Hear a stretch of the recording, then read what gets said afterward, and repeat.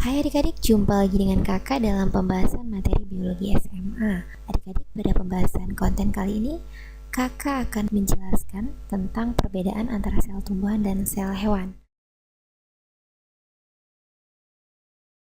Lihat dari selnya di sini adik-adik dapat dibantu dengan sebuah gambar seperti ini ya. Dimana kalau di sini adik-adik perhatikan di sini adalah sel hewan.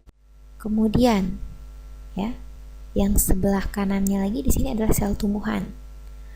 Nah, sebenarnya hal yang paling fundamental di sini yang membedakan antara sel hewan dengan sel tumbuhan itu adalah dari bentuk selnya, adik-adik.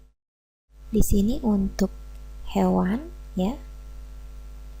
Kemudian dengan tumbuhan ya. Hewan ya, itu bentuk selnya tidak tetap, adik-adik. Jadi berubah-ubah.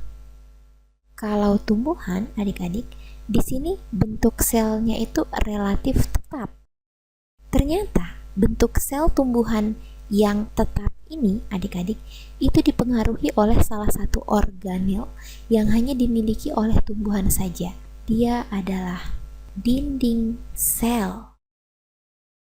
Jadi sebenarnya ketika adik-adik akan diberikan gambar seperti ini, adik-adik tentu akan dapat langsung membedakan antara sel tumbuhan dengan sel hewan ya, ketika adik-adik akan melihat bentuknya dan strukturnya.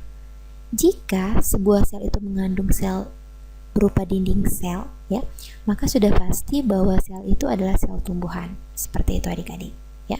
Karena pada dinding sel ini ya, dinding sel ini seperti yang telah kita pelajari sebelumnya, dinding sel ini bersifat kaku.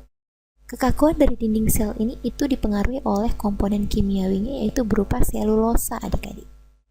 Jadi selulosa ini merupakan suatu polisakarida. Jadi sekali lagi ya, adik-adik, sebelum kita mempelajari tentang perbedaan sel hewan dan sel tumbuhan secara umum, ada baiknya di sini adik-adik harus mengenal dulu perbedaan antara sel hewan dan sel tumbuhan secara umumnya seperti ini. Nah, untuk perbedaan sel hewan dan sel tumbuhan secara khusus, dilihat dari segi beberapa organel, kakak akan bahas pada konten selanjutnya. Oleh karena itu, tetap semangat dan sampai jumpa.